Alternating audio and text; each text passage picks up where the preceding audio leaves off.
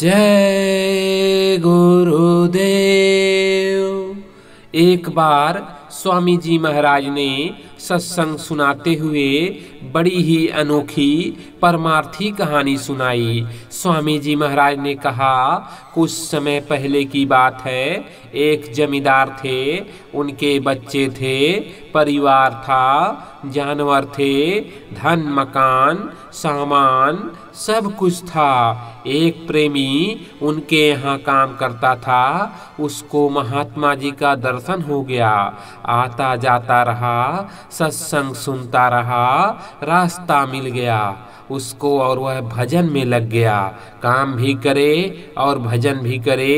एक दिन उसने जमींदार से कहा कि मालिक, ये जो काम आप कर रहे हो यह सब झूठ है।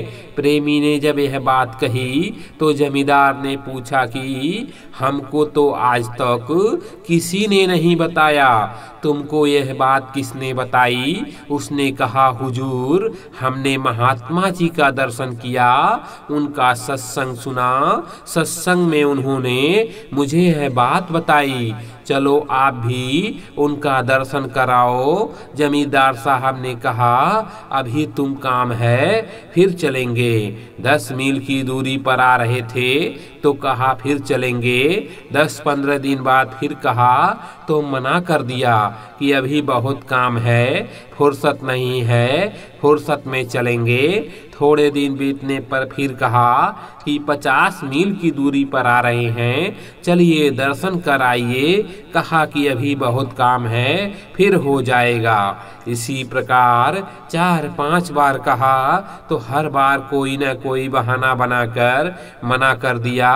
मामला टलता चला गया। एक दिन जमींदार ने पूछा कि अब किधर आएंगे? उसने कहा कि अब तो 100 मील की दूरी पर आ रहे हैं। जमींदार ने कहा कि चलो अब चलें। प्रेमी ने कहा कि चलिए। साथ में जाकर सत्संग सुना। सत्संग सुनते सुनते रोने लगे।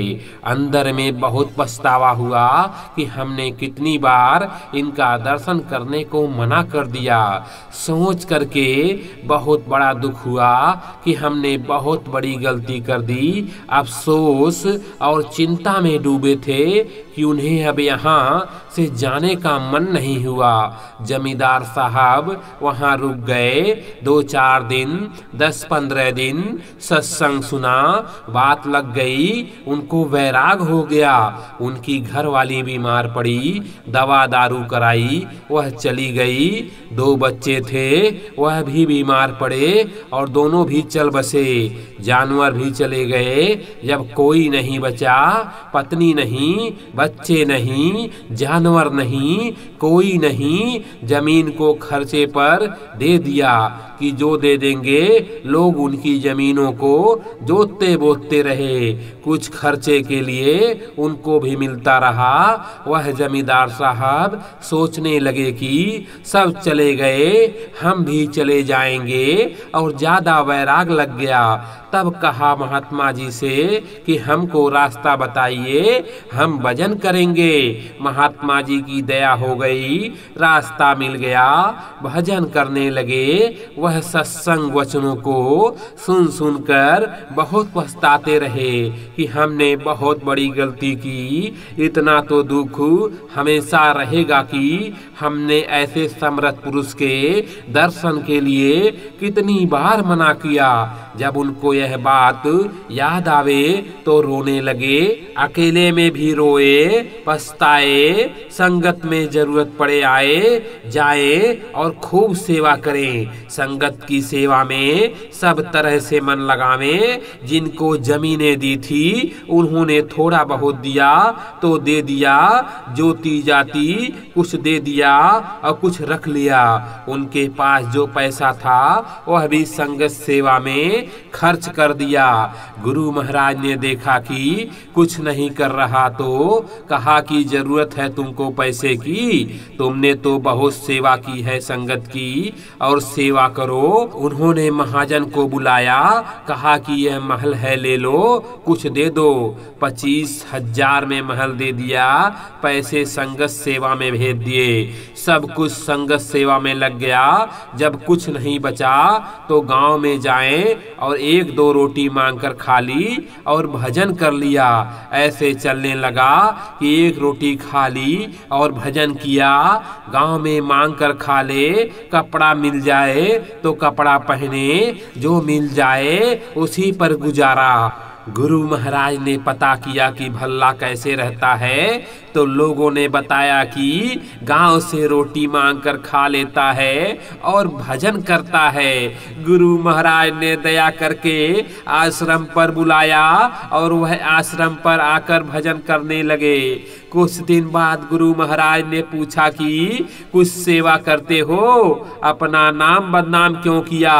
सुबह उठकर झाड़ू लगा लिया, भजन करने के बाद ये कुल्हाड़ी रखी है, जंगल से लकड़ी काट लाओ, किसी का खाना नहीं, अपनी सेवा कर ली। भल्ला सुबह उठकर झाड़ू लगावे, भजन के बाद कुल्हाड़ी लेकर जंगल चले जाए, लकड़ी सूखी सूखी काट लावे, दे दी लंगर खाने में। सेवा इसी प्रकार होने लगी। कुछ दिन बाद गुरु महाराज ने पूछा कि भल्ला कैसा दिन बीतता है? भल्ला ने कहा कि गुरु महाराज, आपके चरणों में दिन में धूप निकलने पर 1 घंटे में लकड़ी काट कर लाता हूँ, लंगर खाने में दे देता हूँ और रोटी खाकर भजन करता हूँ। गुरु महाराज ने कहा कि तुम पेट के लिए रह गए, तुम तो दूसरों की सेवा करते थे, अब से तुम 2 गट्ठर लकड़ी लाया करो, एक पेट के लिए और दूसरा गट्ठर